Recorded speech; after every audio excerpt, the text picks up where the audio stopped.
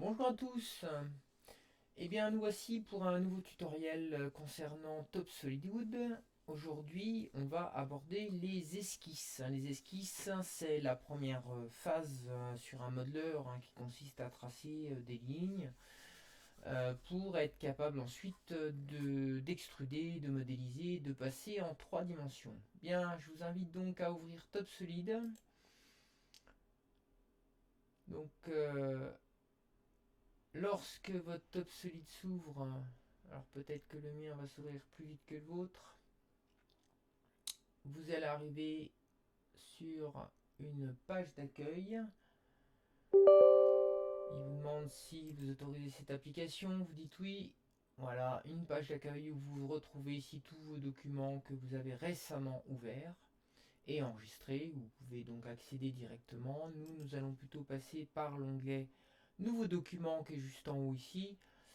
Sur ce nouveau document, vous avez deux possibilités. Le design qui vous permet donc de dessiner, de modéliser, de passer en 3D. Et puis le draft qui permet de mettre en plan. Donc nous, on va utiliser plutôt le design. Sur votre écran, je vous mets donc sur votre droite en haut le plan de ce que je vais vous demander de réaliser ainsi que la modélisation en 3 dimensions. Bien, donc nous allons commencer par travailler en ADI sur les esquisses. Donc vous avez ici sur votre gauche tout un tas d'icônes qui vous permet d'accéder à des barres d'état différentes ici à chaque fois. Celle qui est tout en haut ne bouge pas, il y a juste celle qui est juste en dessous qui se modifie en fonction de votre barre sur la gauche. Donc là, si je clique sur esquisse, j'ai donc les icônes des esquisses qui apparaissent. Ici, vous avez un plan qui apparaît sur votre écran. Ce plan, généralement, il est fait pour dessiner des petites pièces. Donc, généralement, ce que je fais d'entrée de jeu, c'est que je modifie ce plan, je l'agrandis, histoire de ne pas être embêté quand on travaille dessus. Voilà, vous arrivez à cette page-là. Bien, on va commencer donc sur le dessin qui est sur votre en haut à droite.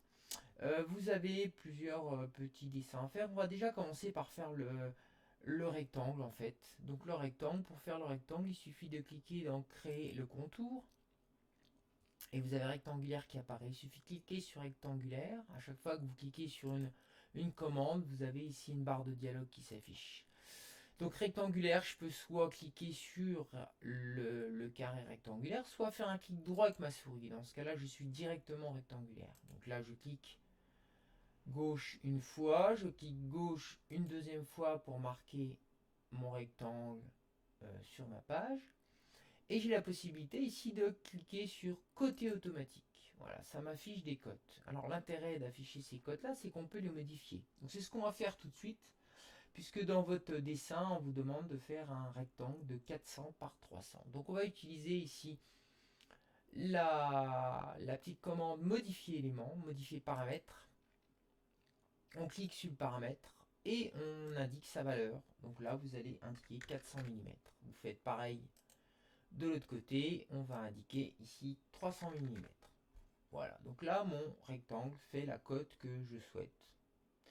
Donc là, vous avez vu, en mettant les cotes, eh bien, mon plan ici, ça peut gêner ou pas gêner. Hein, on peut réagrandir si on le souhaite. C'est pas très important de modifier forcément cette page. Hein. Si les traits ne vous gênent pas, vous pouvez les conserver. Bien, nous allons donc continuer. Sur la gauche de ce rectangle, on a une forme un petit peu triangulaire. Donc là, on va utiliser toujours pareil le créer contour. Mais là, on ne va pas lui demander de faire rectangulaire. Et on va créer un contour. On va les faire comme ça, à la main levée, comme si on dessinait à main levée avec un crayon. Et on dessine une forme, voilà. Et surtout, ce qui est important, c'est qu'il faut la fermer. Une forme fermée peut être extrudée, c'est-à-dire passée en volumique.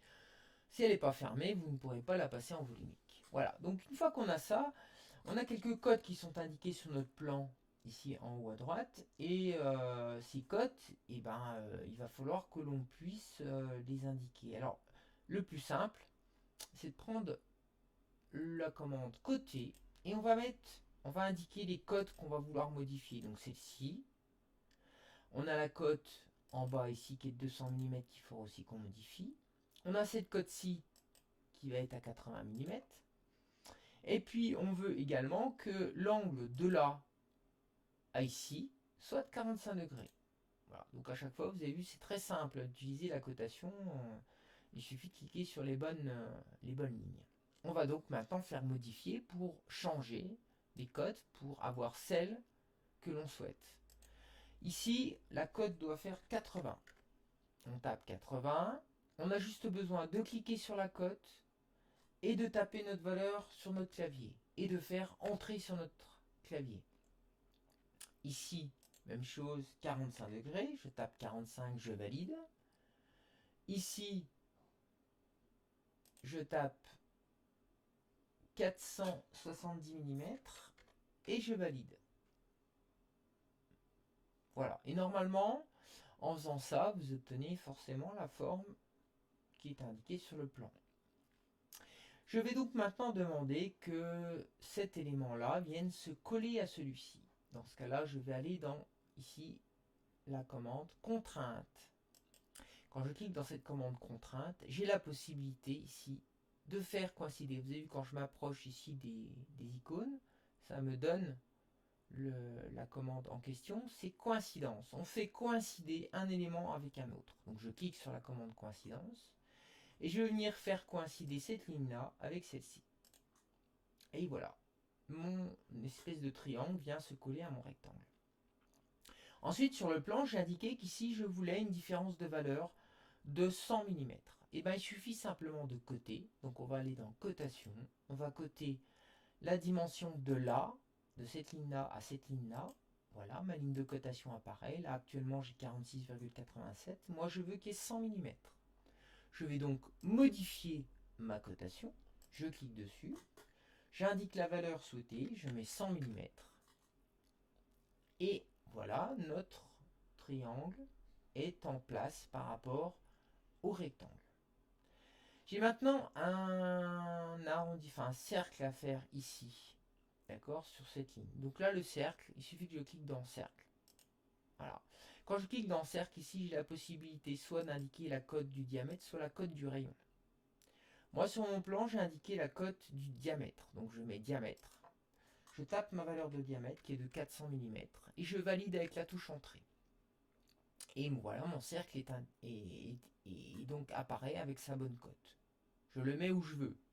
Ah, je le mets là par exemple. Une fois que j'ai terminé ici, que je veux plus d'autres cercles, je fais échappe sur mon écran. Alors, ça fait un petit son sur mon ordinateur. Et donc maintenant, je vais vouloir que ce cercle-là vienne se positionner en plein centre de cette droite. Alors, toujours sur ma ligne de commande esquisse, il ne faut pas en sortir d'ailleurs, je viens cliquer ici sur une commande qui s'appelle point milieu.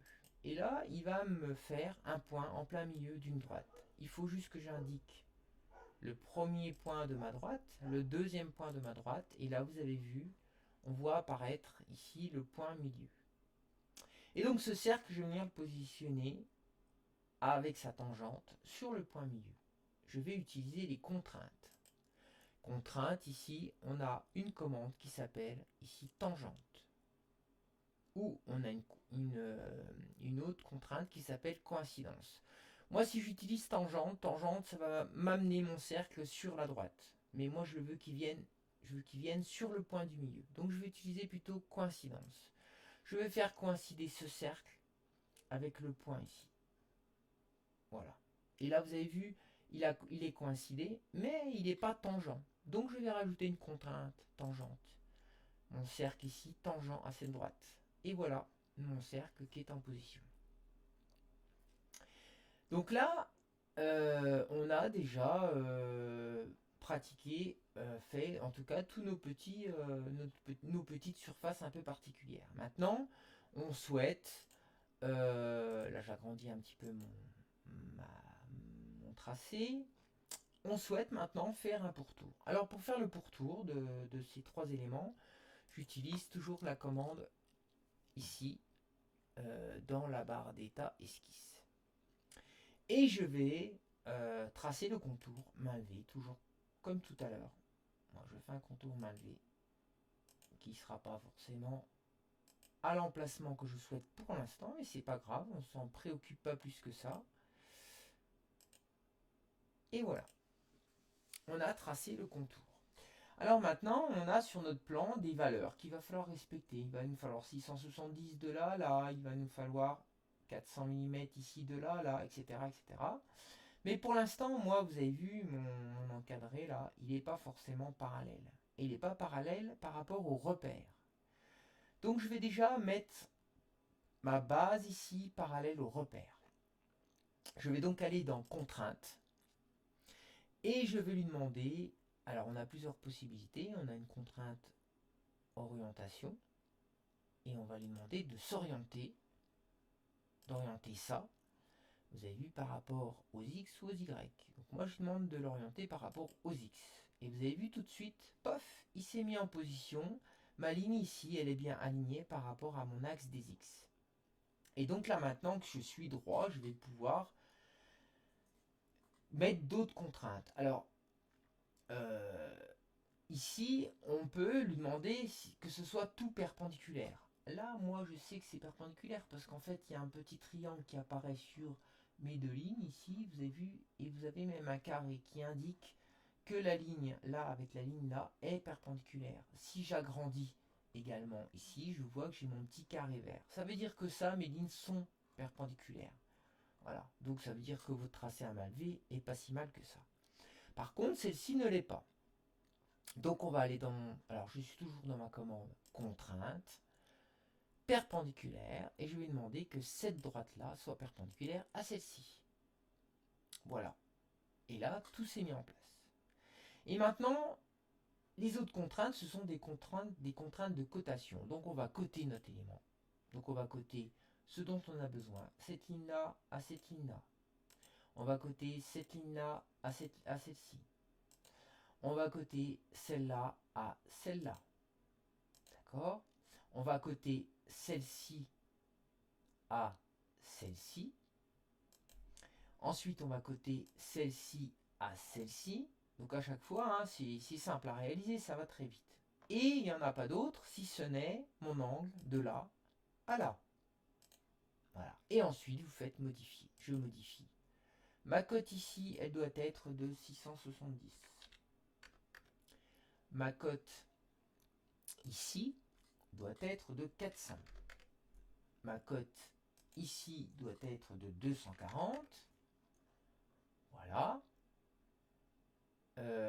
Ma cote ici doit être de 590. Voilà. Ma cote ici doit être de 1800. Et mon angle ici doit être de 140. Alors je viens de m'apercevoir que j'ai oublié une cote en fait. Hein. J'ai oublié celle qui va de là à là. Donc je vais la rajouter. Je fais cotation. De là à ici. Tac. Et je fais modifier ma cote qui doit être de 1250. Voilà. Là, on a réussi à faire, on appelle ça des contraintes, donc on a réussi à faire toutes les contraintes de notre esquisse. Voilà, par rapport, admettons, à un plan d'architecte. Donc là, une fois que mon esquisse, elle est complètement contrainte, je vais faire ici fin d'esquisse. À partir de ce moment-là, tous vos tracés deviennent blancs. Si vous avez fait une erreur et que vous voulez revenir dans votre esquisse, il suffit de faire modifier l'élément, je clique sur la ligne et vous revenez à votre esquisse. À partir du moment où j'utilise une commande extérieure sur votre gauche ici, pareil, votre esquisse disparaît. Alors maintenant qu'on a fait nos esquisses, on va pouvoir faire ce qu'on appelle de l'extrusion. Extruder, ça veut dire mettre en volume. Là pour l'instant, on est sur un plan 2D, on va passer au plan 3D. Alors on va commencer, on va imaginer que ça, c'est un terrain, d'accord? Et que ça, ce sont des petites maisonnettes. On va donc commencer par faire notre terrain, on va lui donner une épaisseur, c'est juste pour avoir un sol. Donc on va faire ici, forme, extruder. On clique sur extruder, et là votre plan va se positionner automatiquement en 3 dimensions. Alors, vous avez la possibilité d'extruder par le haut ou d'extruder par le bas. Vous voyez bien le plan ici qui est en blanc tout autour. Donc, si j'extrude plutôt, c'est par le bas parce que mon sol, il est plutôt... ça descend dans le sol. Donc, on va extruder et on va lui indiquer une valeur. Donc là, je vais mettre 100 mm. Je valide. Voilà. Alors, la chose qui s'est passée, c'est quand on a fait ça, vous avez vu, ou peut-être pas vu, on a extrudé en même temps les autres éléments. Alors, on va revenir en arrière. Voilà, on revient en arrière. Et on revient encore une fois en arrière. Quand on a fait notre commande ici, extruder, qu'est-ce qui s'est passé? Ici, on a esquisse. On a utilisé la globalité des esquisses qu'on a réalisées. Et nous, on ne veut pas utiliser la totalité, on va utiliser que localement une seule des esquisses. Je clique donc sur l'esquisse que je veux modifier, je vais en partie basse et je tape 100 mm. Voilà. À partir de là, nous avons fait l'esquisse de on a extrudé la partie du contour. Ici, vous avez en partie basse des calques qui sont indiqués. Quand ils sont en vert, ils sont actifs. Ici, notre sol, on va le passer en calque 1. Alors, pour passer en calque 1, on va faire clic droit sur calque 1. Et là, vous avez une petite fenêtre qui s'affiche. Et vous pouvez sélectionner l'élément que vous mettez en calque 1. Je sélectionne mon élément et je fais OK. Là, mon élément a disparu. C'est normal. Il est en calque 1. Pour qu'il apparaisse, il faut cliquer sur calque 1. Quand il est actif, mon calque devient rouge. D'accord? Quand il est vert, ça veut dire que quand je dessine sur le calque 0. Voilà. Si je veux passer mon calque 1 en vert, il suffit que je me mette sur le calque 1 et j'appuie sur la molette de ma souris. Et je passe donc mon calque 1 en calque sur lequel j'écris. Voilà. Alors vous avez pu vous apercevoir, donc moi je vais revenir avec mon calque 0 en vert et je vais supprimer mon calque 1. Et là, vous voyez plus vos dessins de votre calque. Alors ça arrive, c'est quand on fait l'extrusion. On va ici cliquer sur ici inverse, C égale CA. On va passer en vue. Voilà, ça va nous afficher en fait à nouveau nos vues. Bien. On va vouloir que ces différents éléments apparaissent dans des calques différents. Donc je vous ai montré tout à l'heure que le calque 1 ici c'est le seul. Donc je supprime mon calque 1. Je vais mettre actif mon calque 2. Donc j'appuie sur la molette pour le passer en vert. C'est-à-dire que je vais écrire sur le calque 2. Ou je vais dessiner plutôt sur le calque 2. Et je vais donc extruder. Donc je reviens dans forme. Extruder. Là il est actif puisque la petite case elle est enfoncée. Je vais prendre mon élément que je veux extruder. Hop, et je vais l'extruder en hauteur. Oh, je lui donne une valeur. Vous mettez celle que vous souhaitez. Je mets 300 mm. Si on veut modifier cette valeur, on peut tout à fait. C'est-à-dire que là, je viens de faire échappe pour enlever la petite flèche. Si je veux modifier mon élément, je vais modifier paramètres. Je sélectionne ma ligne de cote. Je modifie ma ligne de cote à 400. Mon volume passe à 400. Voilà. On va faire la même chose pour les autres. Je vais repasser en calque 3 pour faire le triangle. J'appuie donc sur la molette de ma souris, calque 3. Je peux supprimer le 2 si je veux pour pas l'avoir, pour pas que ça me gêne. Je reviens dans forme, extruder, et j'extrude l'élément suivant. Je le passe à 250 mm. Ensuite, je vais passer en calque 4. J'appuie sur ma molette de calque 4 pour qu'il puisse passer en vert. Et je vais extruder, je fais extruder l'élément suivant. Voilà. Et je le passe à 80 mm. Et voilà. Et là, je peux faire échapper. Échapper, ça veut dire que j'échappe la commande qui est en cours. Et là, je peux faire apparaître tous mes calques. Voilà. Et je peux faire disparaître la partie esquisse sur laquelle j'ai tracé. Et vous obtenez votre votre modélisation de ce que je vous ai demandé de réaliser. Voilà, vous avez la possibilité ici de le passer en rendu. Ça, c'est si vous avez donné un rendu, vous avez par exemple mis du ton bois ou une couleur spécifique. Voilà, et bien écoutez, on se quitte là-dessus. Vous avez travaillé sur les esquisses et modélisé. À bientôt sur un prochain tuto.